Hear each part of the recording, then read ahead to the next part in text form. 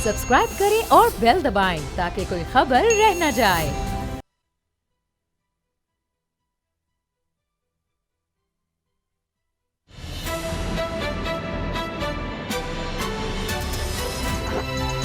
अब पता चला। बिस्मिल्लाहिर्रहमानिर्रहीम। मैं हूं मोहम्मद उसामा गाजी और आप देख रहे हैं अब पता चला। कुछ अहम शख्सियात कुछ लोगों से तंग हैं, एक एक करके हम इस पर बात करेंगे। वज़ीर आज़म पाकिस्तान इमरान खान अपने वज़ीरों से तंग हैं। वो क्या कह रहे हैं, क्यों तंग है, आज इसके बारे में आपको बताएंगे। नून लीग शाहिद खाकान अब्बासी साहब नैब से तंग हैं। वो कह रहे हैं कि इंतकाम का निशाना नैब बना रहा है। बिलावल की बात कर लेते हैं। बिलावल भुट्टो जरदारी ऑपोजिशन से तंग हैं, ऑपोजिशन लीडर से तंग हैं, शहबाज शरीफ से तंग हैं, उनके रवैये से तंग हैं। अब बारी आ जाती है पंजाब के वज़ीर आला उस्मान बुज़दार साहब। वो पंजाब की ब्यूरोक्रेसी से तंग हैं कि वो उनकी उस तरह बात नहीं मानती जिस तरह वो समझते हैं कि माननी चाहिए। ऐसा क्यों है, आज हम इसी हवाले से बात करेंगे, लेकिन पहले आज की अहम डेवलपमेंट्स पर रिपोर्ट देखते हैं। ये हमारी टीम ने चंद मिसालें निकाली हैं क्योंकि वक्त कम होता है। इसी तरह से फैसल वाउडा का आपको याद होगा, वो जूता ले आए थे एक प्रोग्राम में और उसके बाद इमरान खान साहब को कहना पड़ा भाई इसको तो भेजो ही ना शो में। फवाद चौधरी साहब पर तो PhD की जा सकती है उनके बयानात पर। तो फिर मुझे एक वज़ीर खैबर पख्तूनख्वा के याद आ रहे हैं जिन्होंने कहा जी इस वक्त मुल्क में हालात अच्छे नहीं हैं तो आप रोटी खाना कम कर दें। लोग जो हैं 2 खाते हैं तो 1 खाएँ, 3 खाते हैं 2 खाएँ। इस तरह के बेशुमार बयानात आपको मिल जाएंगे कि वाकई इमरान खान साहब सही कहते हैं कि एक ना एक रोज़ाना मसला खड़ा हुआ होता है।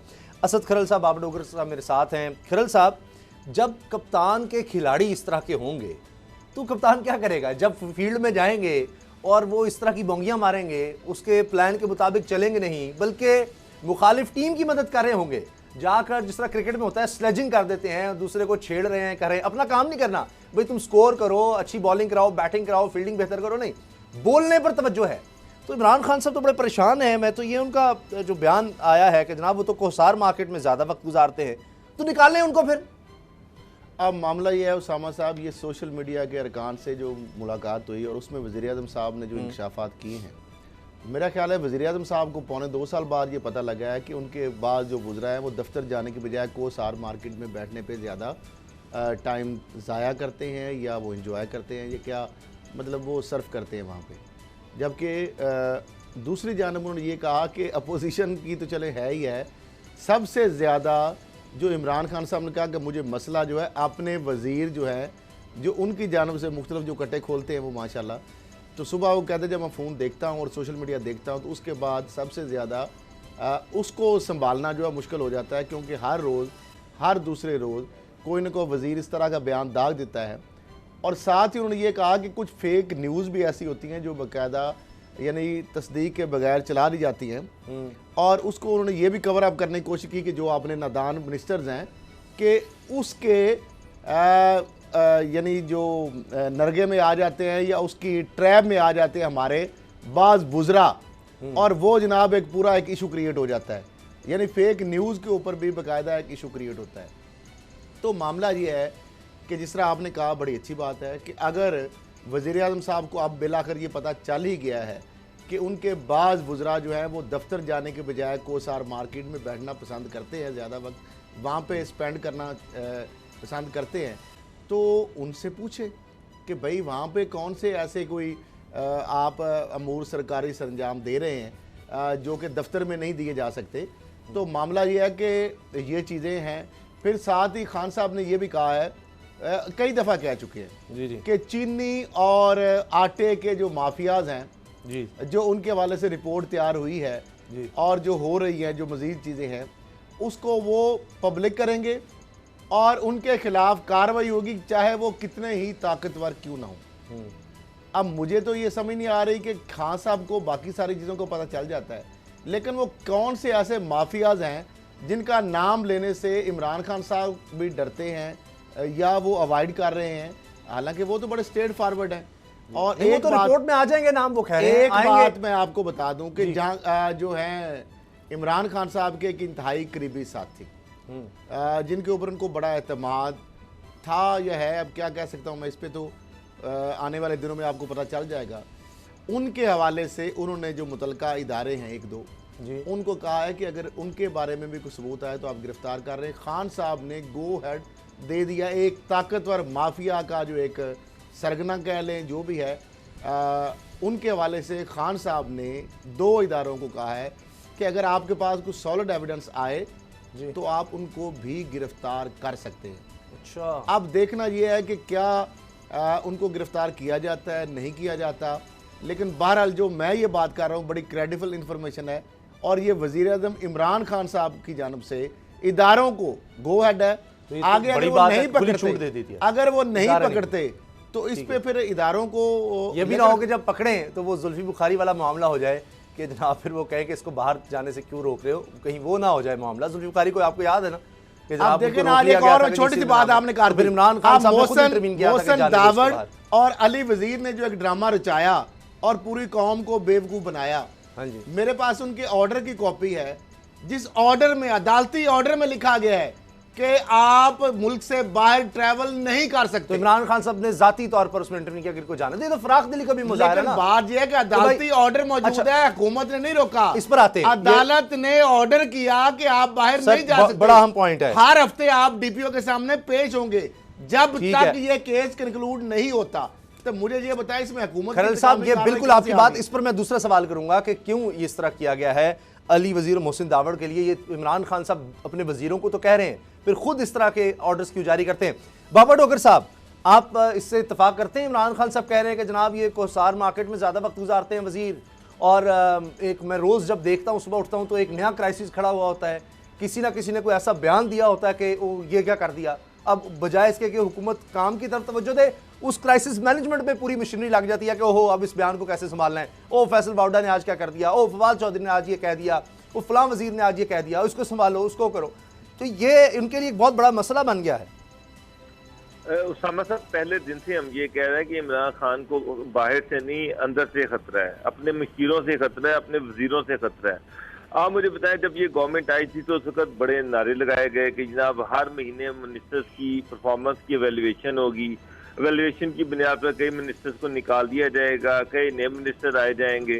चले जो आपके अलाइड पार्टीज हैं उनके जो मिनिस्टर्स हैं उनकी परफॉर्मेंस को तो छोड़ दें, चले वो आपकी मजबूरी है, आप उनको कुछ नहीं कह सकते। तो इमरान खान साहब ने आपको याद है कि लास्ट टाइम परफॉर्मेंस की वैल्यूएशन कब हुई थी, किसने की थी, कितने मिनिस्टर चेंज हुए हैं, कौन सा मिनिस्टर जो है उसको चेंज किया गया या उसको मिनिस्ट्री से निकाला गया? कोई भी नहीं। फवाद चौधरी का इस वक्त पोर्टफोलियो सिर्फ बदला। देखिए, पोर्टफोलियो बदल दिया लेकिन वो उससे क्या फायदा हुआ? पंजाब गवर्नमेंट में देख लें, वहां पर परफॉर्मेंस वैल्यूएशन की बातें होती नहीं, लेकिन अमलन पंजाब को ब्यूरोक्रेसी चला रही है। पंजाब गवर्नमेंट के मिनिस्टर जो हैं उनका इसमें पंजाब के में कोई रोल नहीं है।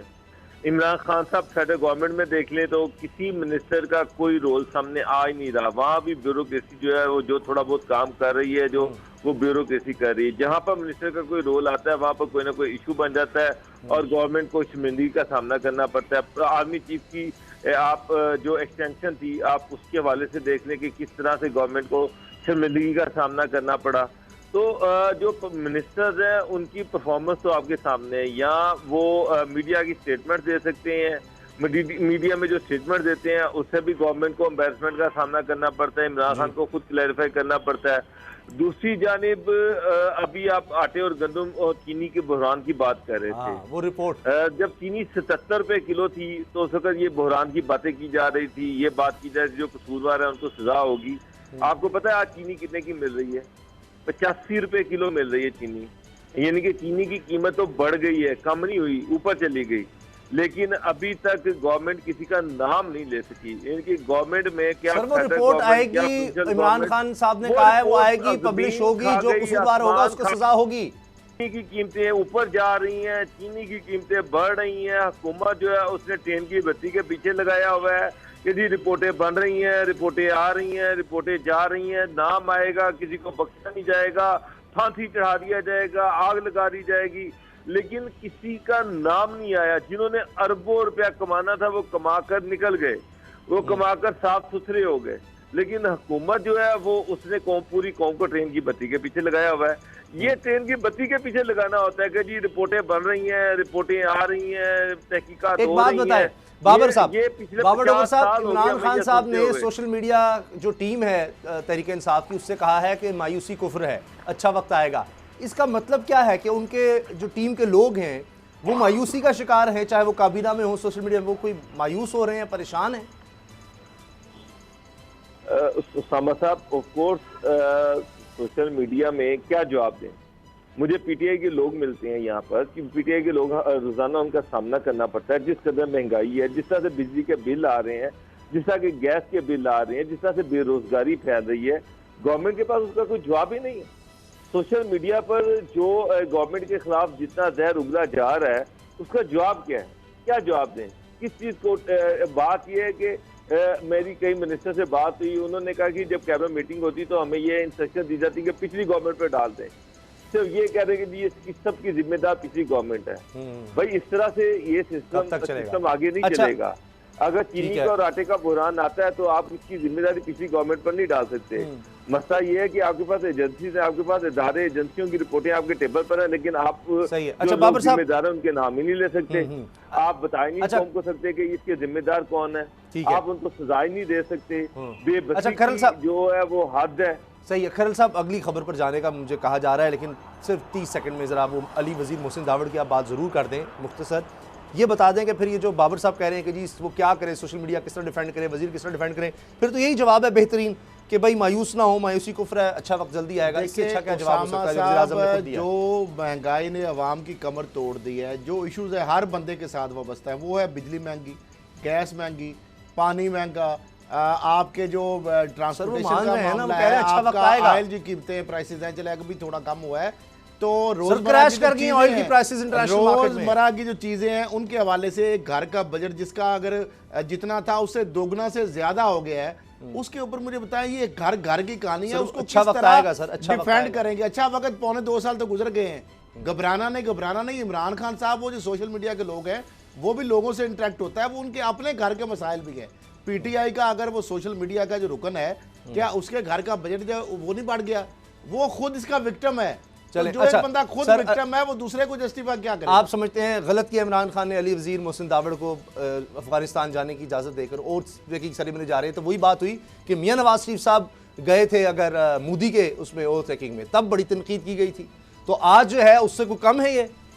देखिए मैं समझता हूँ कि इमरान खान साहब ने तो सिला रहमी उनके दिल में है। नवाज शरीफ साहब मुझे अशरफ गनी जो कुछ ट्वीट करता है, जो बातें करता है, बाहर भेजने के हवाले से भी उन्होंने नरमी दिखाई।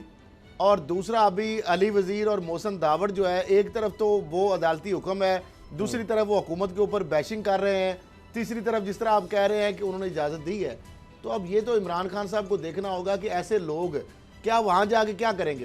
वो एक और इंतशार फैलाएंगे। अशरफ गनी ने अभी पाकिस्तान के खिलाफ बयान दिया है, वो और मुज़ाकरात में पाकिस्तान ने सहूलतकारी की, वहां से स्क्रिप्ट लेके आएंगे, वहां से एजेंडा लेके आएंगे, वहां से सारी मुख्तलिफ जो प्लानिंग होगी इंतशार के हवाले से जिस तरीके से होगा, और उसके अलावा पश्तून भाई आप पाकिस्तानी हैं, सर खैबर पख्तूनख्वा की सारी पाकिस्तानी कौमी असेंबली में पश्तून नहीं सबसे ज्यादा बैठे हुए हैं, सेनेट में पश्तून नहीं है। किसी सिंधी या पंजाबी को अफगानिस्तान पार्लियामेंट के अंदर वो बनने देंगे? आप क्या साबित करना चाहते हैं? बार बार पश्तून। अच्छा भाई आप पाकिस्तानी पहले है, ब्रेक का वक्त हो जाएगा, बाद में है। अच्छा आप कौमियत को आगे ले आते हैं। शाहिद खाकान अब्बासी साहब साबिक वजीर आजम, एक दफा फिर उन्होंने टारगेट किया है नैब को, और पाकिस्तान में जितनी मईशत की तबाही हुई है, जितनी परेशानी है, इस सब का जिम्मेदार पाकिस्तान के साबिक वजीर आजम की नज़र में नैब है। और उनका बयान है कि जनाब नैब ने मुल्क को मफलूज और मईशत तबाह कर दी है। ये यानी नैब अगर हम बंद कर दें तो पाकिस्तान की मईशत बेहतरीन हो जाएगी, ये सीधा सीधा वो हल बता रहे हैं। और ये इल्ज़ाम लगाया है कि मेरे करीबी रिश्तेदारों पर दबाव डाला जा रहा है कि उनके पास जितने असासे हैं वो कहा जाए कि जी शाहिद खान अब्बासी के हैं और इसके अलावा इनको कुछ नहीं आता। लेकिन साथ ही उन्होंने एक बहुत ज़बरदस्त उम्मीद का इजहार कर दिया, उन्होंने कहा नैब ऑर्डिनेंस के बाद मेरे तो खिलाफ जितने भी केसेज हैं, यानी इख्तियारात का नाजायज़ इस्तेमाल, यानी गलत लोग भर्ती करवाए, वो PSO में भी, और वो लाखों रुपया उनकी तनख्वाहें लगवाई। खरल साहब एक एक चीज़ से वाकिफ उस केस के।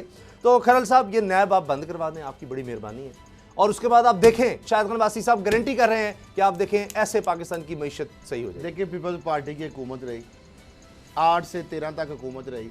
पहली तकरीर जो असम्बली के अंदर यूसुफ रज़ा गिलानी जो प्राइम मिनिस्टर, उन्होंने कहा कि नैब आज से बंद। तो आप बंद क्यों नहीं 5 साल आपने किया। उसके बाद शाहिद खाकान अब्बासी खुद वज़ीर आज़म रहे, इनकी पार्टी के पास भी अच्छी खासी मेजोरिटी थी, नवाज शरीफ साहब इनसे पहले वज़ीर आज़म रहे, तो आप बंद कर देते। ये मामला ये है कि जब आपका अपना दौर होता है उस वक्त तो ये काम आप करते नहीं। और जो बात उन्हें अगली की वो भी सुने, उन्होंने कहा कि नैब का जो ऑर्डिनेंस आया है, हाँ। आप बात किस्म से देखें, जो अकाउंटेबिलिटी की बात करते हैं इमरान खान साहब, उनकी हुकूमत के अंदर एक ऐसा ऑर्डिनेंस आया है जिससे नैब के बिल्कुल पारपुर से कट के रह गए हैं। और उस पर शाहिद खाकान अब्बासी साहब भी कह रहे हैं कि आप जनाब मुझे तो नैब नहीं पूछ सकता, लेकिन फिर भी खुश नहीं है। ऑर्डिनेंस जो आ गया है उससे इख्तियारात का जायज इस्तेमाल वाला तो वो नैब से वैसे निकल गया ना। पर और टांगे कट गई नैब की, मगर वो धड़ बाकी है, वो मुंह बाकी है। वो कह रहे हैं कि नैब का ये भी नहीं रहना चाहिए। और उसके ऊपर भी वो कह रहे हैं जी पूरे मुल्क की मईशत को मफलूज कर दिया है, सर, मैं अपनी तरफ पूरे से नहीं कह मुल्क को मफलूज कर दिया है जी। और नैब तबाह कर दिया है, मुल्क और उसकी मईशत तबाह कर दी है नैब ने। अगर नैब ये सबसे बड़ा यानी एक तरह से गद्दार इदारा कह रहे हैं मुल्क का, कि अगर नैब को वो मेरे ख्याल है कमर जमान चौधरी वाला नैब चाहते हैं। बाबर डोगर साहब, आपको क्या लगता है नैब को अगर बंद कर दें तो दूध और शहद की नहरें बहने शुरू हो जाएंगी, ज़बरदस्त हो जाएगा सब काम। उन्होंने बड़ा ये नुस्खा कीमिया दिया है, क्योंकि वो उनके जो कायद हैं मियां नवाज शरीफ साहब बतौर वज़ीर आज़म, उनका बयान बड़ा वायरल हुआ था। उन्होंने कहा था कि अगर मैं करप्शन पकड़ने जाऊँगा तो फिर तो तरक्की रुक जाएगी। तो ये उनका बयान पूरी हेडलाइंस छपी थी नवाज शरीफ साहब की। उसामा साहब का हमेशा से ये वतीरा रहा है कि ये नैब वो चाहती है जो दूसरों को पकड़े, इनको प्रोटेक्ट करे। चाहे वो 1997 वाली नैब हो जिसके चेयरमैन नैब क्या थे खरल साहब को उनको नाम सैफुर रहमान साहब ने जिस तरह मोहतरमा बेनजीर भुट्टो, आसिफ अली जरदारी के खिलाफ मुकदमात दर्ज किए। उसके बाद कमरुज़्ज़मान चौधरी आए, किस तरह से उन्होंने इनके सारे केसेस पर वो साम बन कर बैठे रहे और वो सदैबिया पेपर मिल का जो केस था वो गोल कर गए। इनको इस तरह का ये वही नैब है, नैब कोई डिफरेंट नहीं है, ना लॉ चेंज हुए हैं, वही सैफुर रहमान वाली नैब है, कमरुज़्ज़मान चौधरी वाली नैब है। मसला ये है कि सिर्फ इस दफ़ा हाथ इनके गले पे डला है। पहली दफ़ा इनको पकड़ा गया है, इनकी जवाबदेही की गई है और इनकी चीखें निकल गई है किस तरह से। अगर नैब इतनी बुरी थी तो उस वक्त ये ख़त्म कर देते, उसको उड़ा देते, उसके कवानीन को तब्दील कर देते। मेरा खुद नैब में बहुत सारी चीज़ों पर इख्तिलाफ है, लेकिन इसका मकसद ये नहीं है कि मैं नवाज शरीफ साहब, शहबाज साहब, मरियम नवाज, ये सारा खानदान नैब जो इनसे सवालात पूछ रहा है उसका कोई जवाब नहीं है, इनके पास कोई जवाब नहीं है। मनी लॉन्ड्रिंग के इल्जाम है, जवाब नहीं है। शुगर मिलें कैसे बनी उसका कोई जवाब नहीं है। टीटियां कैसे लगी उसका कोई जवाब नहीं है। पैसा यहाँ से बाहर कैसे गया उसका कोई जवाब नहीं है। बाहर से पैसा पाकिस्तान कैसे आया उसका कोई जवाब नहीं सर है। एक जवाब है उनके पास। 10,000 गुना बढ़ गया, उसके क्या जराए थे उसका कोई जवाब नहीं है। सर तो यही हालात खाकान अब्बासी के हैं। नैब लॉज में तो कोई चेंज नहीं आई। नैब जो है अभी भी वही है। नैब 2018 में भी वही था, 2013 में भी वही था, 2007 में भी वही था, 1999 में भी वही था। मकसद सिर्फ ये है कि इनसे चूंकि पूछा गया है, अकाउंटेबिलिटी की गई है, तो ये नैब बुरी है। इस नैब की वजह से सारी इकोनॉमी का बेड़ा गर्क हो गया, तबाह हो गया। यही नैब जब 2018 में काम कर रही थी, 17 में काम कर रही थी, उस वक्त इकोनॉमी बहुत तेजी से आगे जा रही सर, थी। हर मसले का यही हाल है। बंदों को नैब पकड़ नहीं रही थी, मुखालफिन को पकड़ रही थी, उस वक्त सब कुछ ठीक चल रहा था। बिल्कुल सही। ये पीपल्स पार्टी कहती है हमें इक़्तिदार दे दो सब अच्छा हो जाएगा, मियां नवाज शरीफ साहब आ जाएंगे सब अच्छा हो जाएगा। मुझे तो वो कॉलम नहीं भूलते कि वो जिस मुल्क में जाते थे वहाँ पर बारिश होने लग जाती थी, बादल आ जाते थे। कौन भूल सकता है। असद खरल साहब, ये मियां नवाज शरीफ साहब वाला मुझे वो मामला भी याद आ रहा है कि वो तोशा खाने से उनको भी पीपल्स पार्टी गाड़ियाँ दिलाती रही, लेकिन ये जो बाबर साहब कह रहे हैं कि कोई जवाब नहीं है, तो उन्होंने तो भरी महफिल में मियां नवाज शरीफ साहब ने वो बाकायदा उसकी वीडियो मैंने खुद देखी, बात सुनी। उन्होंने कहा कि अगर मेरे जो आमदन है मेरे असासे उससे ज़्यादा हैं, यानी आमदन से ज़्यादा असासों का मेरी आमदन नहीं उनसे मैच करती, तुम्हें क्या है? उनका ये जवाब था सीधा, तुम्हें क्या मसला है? अच्छा, ये तब है जब सुप्रीम कोर्ट में केस चल रहा था। उन्होंने कहा जी तुम्हें क्या मसला है? ये स्टेटमेंट ही बिल्कुल जरदारी साहब की भी यही थी। ब्रेक का वक्त हो रहा है, जल्दी। जरदारी साहब ने भी यही कहा था, जिस तरह नवाज शरीफ साहब ने कहा कि आपको क्या भाई, अगर मेरे असास से आमदन से ज्यादा तो आपको क्या है। यानी ये जवाब देख ले, ये है उनका जवाब। और यही जरदारी साहब का जवाब था उनका जी, अगर फेक अकाउंट्स फलूदे वाले और पापड़ वाले के अरबों रुपए उस अकाउंट से निकल रहे हैं, उनको हमने यूज किया है, तो वो कहते हैं हमें ना पकड़ो, उस बेचारे फलूदे वाले को उल्टा पकड़ लो। तो चलें, ये इनके पास जवाब है। इसके अलावा अगर जवाब हो सही। तो नैब बंद करने की बात क्यों करें? लेकिन एक सवाल अब हम ब्रेक के बाद उठाएंगे कि शहबाज शरीफ साहब कब वापस आ रहे हैं, इसका क्या जवाब है। जो कुछ बाबर डोगर साहब कहते रहे वो बिल्कुल सच साबित हो रहा है। वो कहते हैं कि जी हर दफ़ा ये डेट देंगे, अभी तक वाज़ेह नहीं। और बिलावल अब बनना चाह रहे हैं अपोजिशन लीडर, फिर वो कह रहे हैं कि मुझे ही बना दो अगर शहबाज शरीफ ने नहीं आना। ब्रेक के बाद बात करते हैं।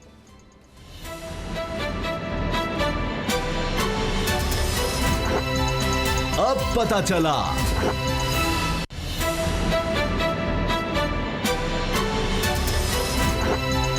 अब पता चला।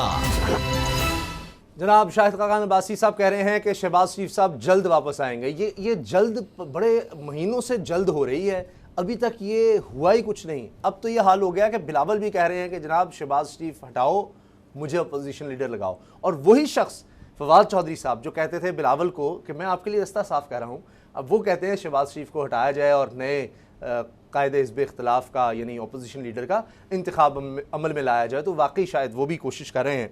और अभी जो शुरू में हमने बात की थी बयानात के हवाले से, तो माशाल्लाह फवाद चौधरी साहब उनमें से एक हैं जिन्होंने अपनी हुकूमत के ख़िलाफ़ पेंडोरा बॉक्स खोल दिया कि जी नवाज शरीफ लंदन कैसे चले गए और वो रिपोर्ट्स और वो सारा, और बाकायदा फिर स्टेटमेंट्स जारी करनी पड़ी वज़ीर सेहत पंजाब को डॉक्टर यास्मीन राशिद साहिबा को। खरल साहब कि क्या मामला है, शहबाज शरीफ साहब आ जाएं, उनको और क्या चाहिए जब वो कह रहे हैं कि हमारी अब बारी आने वाली है।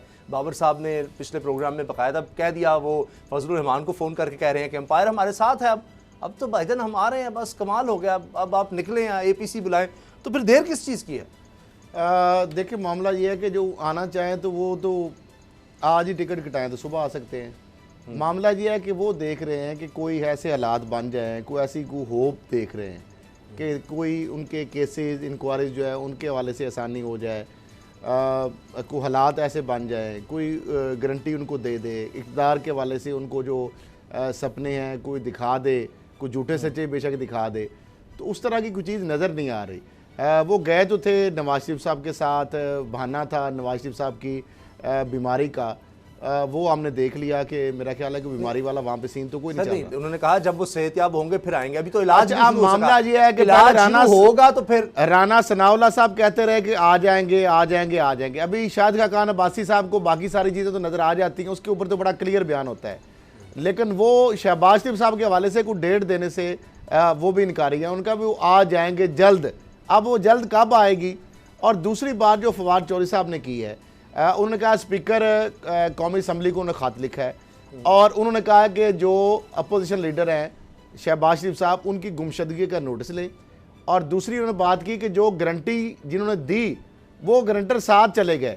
तो इस हवाले से पंजाब हुकूमत को भी उन्होंने रिक्वेस्ट की है कि जनाब इस पर उनको डिस्क्वालीफाई किया जाए। और बिलावल भुट्टो जरदारी साहब ने जो कहा है कि जनाब, और फवाद चौधरी साहब भी इनवाइट कर रहे हैं कि कल चूँकि कौमी असम्बली का इजलास है तो अपोजिशन लीडर जो है उनकी बहुत ज़रूरत है असम्बली में, तो वो तशरीफ़ ले आएँ। और बिलावल भुट्टो जरदारी साहब भी यही बात कह रहे हैं। तो दोनों की बात बड़ी कॉमन है। तो बिलावल भुट्टो जरदारी साहब भी ये कह रहे हैं कि अगर वो नहीं आते तो उसकी जगह पे फिर और बंदा जो है उसका चुनाव होना चाहिए। तो देखना ये है कि शहबाज शरीफ साहब बहुत आवाम का उनको दर्द है, पंजाब के हवाले से बड़ा उनको दर्द है, मुल्क के हवाले से, गरीब आवाम के हवाले से, महंगाई के हवाले से, तो उसके कंसर्न है उनको। लेकिन वही फिर कि अपना ज़ात का जब मामला आएगा तो उस पर जनाब वो बैठे हैं। वहाँ पे ख्वाजा साहब भी चले गए पीछे, नवाज शरीफ साहब बैठे हुए हैं। देखिए इलाज कराने के लिए अस्पताल जाना पड़ता है, तो वो तो अभी नवाज शरीफ साहब गए नहीं। तो मेरा ख्याल है जिस तरह इमरान खान साहब ने कहा है कि वो माफिया की रिपोर्ट्स आएंगी और उसके ऊपर एक्शन होगा, इस तरीके से नवाज शरीफ साहब की भी रिपोर्ट्स मुझे नहीं लगता कि मुस्तकबिल करीब में भी कोई आती नज़र आ रही हैं कि जिसके अंदर कोई वो हॉस्पिटलाइज हों, उसके टेस्ट की रिपोर्ट्स हो रही हों। अभी तक तो मुख्तलिफ जो है ना समरीज खेल चल रहा है, रिपोर्टें पुरानी जो है उनको ही वो रिपीट कर करके स्टीरियोटाइप एक बना के भेज रहे हैं। तो मामला ये है कि अभी तक शहबाज शरीफ साहब जो है वो बेचारों की शेरवानी तो हर बंदे का दिल करता है। आपने देखा ना इन्होंने बेपरखियाँ उड़ाई कि राना सनाउल्लाह साहब ने कहा कि जनाब कौमी हुकूमत की ऑफर हुई है, शहबाज शरीफ साहब ने रिजेक्ट कर दिया है और नवाज शरीफ साहब ने उनको मना कर दिया है कि खबरदार हमने नहीं लेनी। और फिर मिड टर्म इलेक्शन की बात आई, लोगों ने कहा था ना वो भी गायब हो गई, वो भी गायब हो गई। फजलुर रहमान साहब के धरने से लेकर सीवी फिर हैं। अच्छा, और एम्पायर की उंगली मेरे ख्याल अभी खड़ी हो नहीं रही, पता नहीं कोई नजर आती है कभी नहीं नजर आती। वो कहते हैं नजर आता है, ये नजर आती है, पता नहीं फजलुर रहमान साहब और इनको पता है। अच्छा, पहले उनको उंगली नजर आई थी, उसके बाद अभी शहबाज शरीफ साहब को आई, फिर गायब हो जाती है। तो अब देखते हैं कि क्या बनता है। बाबर डोगर साहब, ये क्या ऑपोजिशन का भी एक बड़ा ही दिलचस्प खेल हो गया है। यानी नून लीग कहती है असल ऑपोजिशन हम हैं, ऑपोजिशन हमारा सबसे बड़ी जमात, हम दूसरी बड़ी जमात हम हैं। अब बिलावल कहते हैं जी ये तो ऑपोजिशन कर ही नहीं रहे, हम ऑपोजिशन कर रहे हैं, पीपल्स पार्टी कह रही है, लिहाजा वो अंदर एक ख्वाहिश है कि चलो अभी हुकूमत नहीं तो ऑपोजिशन लीडरी तो मिले। फजलुर रहमान साहब इनसे भी पीछे, वो कहते हैं ये दोनों ही नहीं कर रहे हैं ऑपोजिशन, असल ऑपोजिशन तो मैं कर रहा था और बड़ी ऑपोजिशन जमातों ने मुल्क को मायूस किया। अगर मुल्क में कोई ऑपोजिशन है तो फजलुर रहमान है। किसको दिया जाए ये चार्ज ऑपोजिशन लीडरशिप का, क्या करें? बाबर साहब, लाइन तो नहीं ड्रॉप हो गई डॉक्टर साहब? जी मेरा ख्याल है लाइन ड्रॉप हो गई है। चले खरल साहब, क्या कहते हैं आप, किसके पास होनी चाहिए ये लीडरी? अब देखें, मुझे ना तो बिलावल भुट्टो जरदारी साहब को अपोजिशन करते नजर आते हैं और शहबाज शरीफ साहब का तो आपको पता ही है। असेंबली के अंदर, सेनेट या असेंबली की कार्रवाई के अंदर मुझे बता दें कितने ऐसे इश्यूज होते हैं जो आवाम से रिलेटेड होते हैं। माफी चाहता हूं तकलामी की। जी बाबर साहब, अगर आपने सवाल सुना, मैं दोहरा देता हूं, कौन कर रहा है ऑपोजिशन की इस वक्त लीडरशिप, किसके पास होनी चाहिए? शहबाज शरीफ साहब, नून लीग से बिलावल खुश नहीं, बिलावल कहते हैं हमें दिया जाए चार्ज, बिलावल के बारे में फजलुर रहमान साहब खुश नहीं, वो कहते हैं कि जनाब इन दोनों बड़ी जमातों ने तो मायूस किया है, असल ऑपोजिशन तो मैं हूं। देखिए उसामा साहब, आज शाहिद खान अब्बासी ने जो वर्कर्स के साथ मुलाकात की है और पार्टी की पार्लिमानी कमेटी का जो इजलास शेयर किया, उसमें उन्होंने खुद माना है कि नून लीग अपोजिशन सही नहीं कर रही। नून लीग के अंदर भी डिवीजन है। नून लीग के अंदर एक बहुत बड़ी तादाद ऐसी है जिसको लीड कर रहे हैं शाहिद खान अब्बासी और उनको सपोर्ट है मरियम नवाज की। अच्छा। जो ये चाह रहे हैं कि शाहिद खान अब्बासी जो है वो अपोजिशन लीडर बने।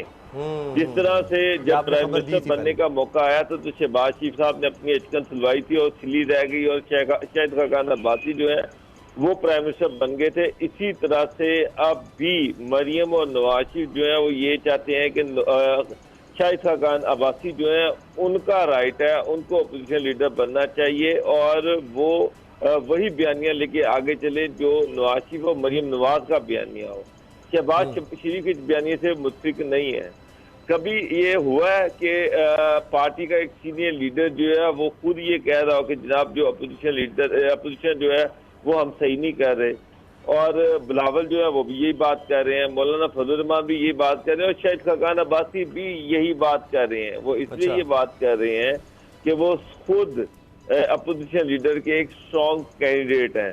तो पार्टी जो है डिवाइडेड है। शहबाज शरीफ जो है वो पार्टी के अंदर ये तासुब बिल्ड करने की कोशिश कर रहे हैं कि एम्पायर जो है वो हमारे साथ मिला हुआ है, एम्पायर की उंगली किसी भी टाइम हमारे हक में खड़ी हो जाएगी और मैं प्राइम मिनिस्टर बन जाऊंगा और तब्दीली का वक्त आ रहा है और मैं जल्द आ जाऊंगा। दूसरी तरफ पार्टी के अंदर रिजेंटमेंट बढ़ रही है, महंगाई बढ़ रही है, सूरत हाल जो है वो आपके सामने है, लेकिन PMLN जो है वो खामोश तमाशाई बनी हुई है। तो ये कहा जा रहा है कि पंजाब के अंदर PMLN की खामोशी की वजह से स्पेस क्रिएट हो रही है। बिलावल लाहौर के अंदर आकर बैठे हुए हैं। PMLN के अंदर जो स्पेस क्रिएट हो रही है, पंजाब के अंदर जो स्पेस क्रिएट हो रही है, जो पॉलिटिकल खला पैदा हो रहा है, उसको वो पुर करने की बातें कर रहे हैं कि जनाब मैं अपोजिशन लीडर हूँ और मैं PMLN की जगह जो खला है उसको मैं पुर करने की कोशिश कर रहा हूँ। तो बहुत कुछ चल रहा है, PMLN के अंदर बड़ा कुछ चल रहा है। उसके बाद बिलावल जो है वो ये समझते हैं कि शायद PMLN के अंदर जो खामोशी है इसकी वजह से वर्कर मायूस हो रहा है, तो वो वर्कर जो है उसको वो जो पॉलिटिकल खिलाफ पैदा हो रहा है उसको मैं पुर करूं। अब मसला ये है कि सिंध के अंदर जो सूरत हाल है वो सबके सामने है, वो पंजाब के सामने है। इमरान खान साहब को सबसे बड़ा जो एडवांटेज है वो यही है कि अपोजिशन डिवाइडेड है। अपोजिशन जो है उसमें एक शहबाज शरीफ साहब हैं जो पूरा जोर लगा रहे हैं कि किसी तरीके से अंपायर के साथ मैं मिल के मैच खेलूँ और मैच फिक्सिंग करवा लूँ। दूसरी तरफ पार्टी के अंदर मरियम नवाज जो है वो शहबाज शरीफ की इस पॉलिसी से एग्री नहीं कर रही। वो ये चाह रही हैं कि हमें अपोजिशन का रोल प्ले करना चाहिए। तीसरी तरफ बिलावल जो है वो ये समझ रहे हैं कि चूंकि नून लीग डिवाइडेड है तो एक पोलिटिकल खिलाफ पैदा हो रहा है। इस खिलाफ को पैदा करने के लिए वो खुद आ जाएं और इसीलिए इसी चक्कर में वो लाहौर में आप देखें पिछले एक हफ्ते से बैठे हुए हैं कि किसी तरीके से जो खिलाफ पैदा हो रहा है नून लीग के अंदर सियासी खिलाफ जो पैदा हो रहा है उसको पूरा करें। मौलाना फजलुर रहमान को दोनों पार्टियां डिच कर चुकी हैं। मौलाना समझते हैं कि उनके पास सीट पावर है और वो किसी भी टाइम वो नक्शा बदल सकते हैं, लिहाजा वो समझते हैं कि वो अपोजिशन लीडर है और इस सारी चीज का जो एडवांटेज है वो पीटीआई को जा रहा है। अब ये वैसे बड़ी ही दिलचस्प सूरत हाल है कि अपोजिशन जो है वो डिवाइडेड तो है ही, अपना काम नहीं कर रही। जो अपोजिशन करनी चाहिए वो सब ये कह रहे हैं कि नहीं हो रही। शाहिद खान बस सब खुद कह रहे हैं हुकूमत अपना काम नहीं कर रही जो उसको करना चाहिए, तो इसका मतलब है पार्लियामेंट में दोनों ही अपना काम नहीं कर रहे, तो मुल्क फिर ये अल्लाह का ख़ास करम ही है कि चल रहा है। ब्रेक के बाद बात करते हैं जनूबी पंजाब सूबे के हवाले से कि जनाब सूबा बन रहा है या सिर्फ सेक्रेटेरिएट बन रहा है और कितना पैसा वहाँ पर लग चुका है और कितना लगना है। ब्रेक के बाद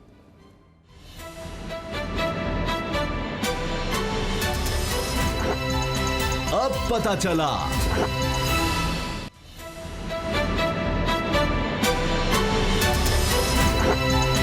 अब पता चला। असद खरल साहब और बाबर डोगर साहब के पसंदीदा वज़ीर आला पंजाब उस्मान बुज़दार साहब, उन्होंने एक इजलास की जनाब उससे खिताब किया है और उसमें उन्होंने कहा है कि जनाब साबिक़ हुक्मरान जनूबी पंजाब सूबे के नाम पर सियासत चमकाते रहे, तो अब इनका ताल्लुक जनूबी पंजाब से है। अब इन्होंने झंडा थामा है जनूबी पंजाब का और कहा है कि ख़बरदार जनूबी पंजाब का बजट सिवाय जनूबी पंजाब के कहीं खर्च नहीं होगा, लेकिन अलबत्ता कहीं और का बजट जो है वो अगर इनके हल्के में लग जाए तो उस पर इनको कोई एतराज़ नहीं। ये बाबर साहब ये कहानी कई दफ़ा बता चुके हैं कितना बजट लग गया इस वक्त। लेकिन उन्होंने ये भी साथ कह दिया कि जी सेक्रेटेरिएट का क़याम अमल में लाया जा रहा है, उसकी तैयारियां मुकम्मल हो गई हैं। शाम कुरैशी साहब भी मौजूद थे, फिर जहांगीर तरीन साहब से भी इनकी वन मुलाकात हुई है और जनूबी पंजाब के उमूर पर तबादला ख्याल हुआ है। खरल साहब ये तो बड़ा ज़बरदस्त है, शाम कुरैशी साहब जनूबी पंजाब से, जहांगीर तरीन साहब जनूबी पंजाब से विजनरी लोग हैं, तो इन्होंने कोई ख़ास टास्क भी दिया होगा जनाब। देखिए शाह महमूद कुरैशी साहब ने जो इस दफ्तर के क़याम को सेक्रेटेरिएट को कम अज़ कम उन्होंने कहा जी खुश आइंदा है और लोगों के कुछ मसाइल हल होंगे, लेकिन मामला ये सूबा जनूबी पंजाब सूबा से शुरू होकर सेक्रेटेरिएट पर ख़त्म हो गया। और ये जो सेक्रेटेरिएट का मामला है ये को उस्मान बुज़दार साहब या पीटीआई की हुकूमत से मामला शुरू नहीं हुआ, ये शुरू उस वक्त हुआ जब चौधरी परवेज़ इलाही वज़ीर आला पंजाब थे।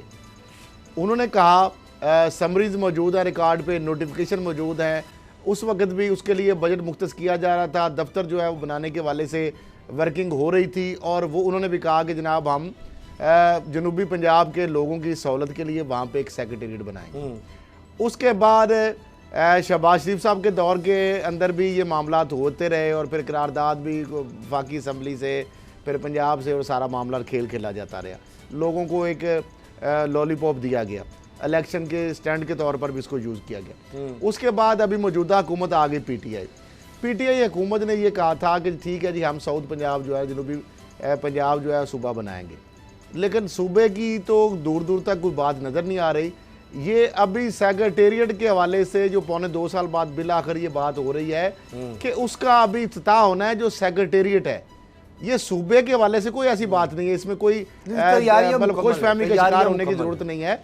ये अभी सेक्रेटेरिएट बनेगा, वहाँ पे एडिशनल आईजी बैठेगा, एडिशनल चीफ सेक्रेटरी बैठेगा, मुख्तलिफ महकमों के जो लोग वहाँ पे होंगे ताकि, लेकिन अल्टीमेटली जो ताकत का मराकज या महवर और मरकज जो है वो उसके लिए लोगों को फिर भी लाहौर आना पड़ेगा। हाँ जी बाबर साहब ये बताएं, वो एक इजलास भी हुआ था वज़ीर आला जब नए बने थे और उस वक्त अंडर ट्रेनिंग थे, तो तब उन्होंने वहाँ पर इजलास किया था और उस पर पता चला कि करोड़ों रुपया खर्चा आ गया और उसके बाद कहा कि तौबा आइंदा जनूबी पंजाब में जाके हम ये इजलास नहीं होगा काबीना का या इस तरह से सीनियर ब्यूरोक्रेसी सारा जो मामला किया।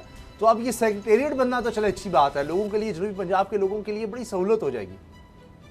उसामा साहब बिल्कुल, इन्होंने भावलपुर में एक इजलास किया था कैबिनेट का और ये कि जनूबी पंजाब के साथ यकजहती के लिए एक भावलपुर डिवीज़न में एक इजलास किया और उस इजलास में ऑस्टेरिटी मेजर के तौर पर तमाम मिनिस्टर्स को नई गाड़ियां देने का ऐलान कर दिया था और बाद में फिर ये था कि यही काम करना था, ये लाहौर में कर देते, जनूबी पंजाब में और वो भावलपुर में जाकर करने की क्या जरूरत थी। जहां तक बात है जनूबी पंजाब सेक्रेटरीट की, मैं सूबे की बात नहीं कर रहा, सेक्रेटरीट की, जी खरल साहब बजा फरमा रहे हैं, ये ट्रेन की बत्ती के पीछे लगाया जा रहा है। ये चौधरी परवेज़ के दौर में, फिर शहबाज शरीफ के दौर में, फिर शहबाज शरीफ के दूसरे दौर में, उस्मान बुज़दार साहब के आज से 1 साल पहले के दौर में और साल के बाद, अभी तक वहां पर जमीन ही यही डिसाइड नहीं हुई कि जनूबी पंजाब में जो सेक्रेटरीट बनाना वो बनाना कहाँ पर है। उसकी ईंट भी नहीं खरीदी गई। तो मुबारकबादें खैर पहले से शुरू हो गई हैं। जहां तक फंड्स की बात है, सिर्फ 50 अरब रुपए के जो डेवलपमेंट प्रोजेक्ट हैं वो डीजी खान डिवीजन के डीजी खान डिस्ट्रिक्ट की एक तहसील पर लगा दिए गए हैं। 50 अरब से ज्यादा के प्रोजेक्ट जो हैं, और अभी भी वहां पर बेताशा ऑन गोइंग प्रोजेक्ट जो है वो वहां पर जारी हैं। पंजाब जब भी कोई डेवलपमेंट की बात होती है, चाहे रेस्क्यू 1122 हो, चाहे कोई सॉलिड वेस्ट मैनेजमेंट हो, चाहे वेस्ट मैनेजमेंट कंपनी हो, तो सबसे पहले डीजी खान और फिर उसके बाद डीजी खान की एक तहसील वो फाइनल की जाती है। लाहौर का बजट उठा कर वहां पर लगाया जा रहा है।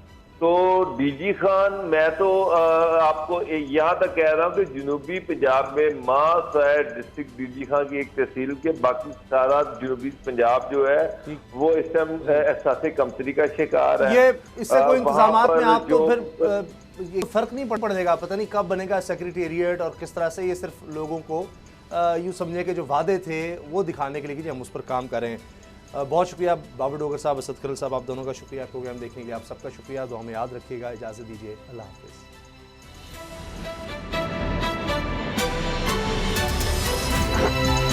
अब पता चला। सब्सक्राइब करें और बेल दबाएं ताकि कोई खबर रह न जाए।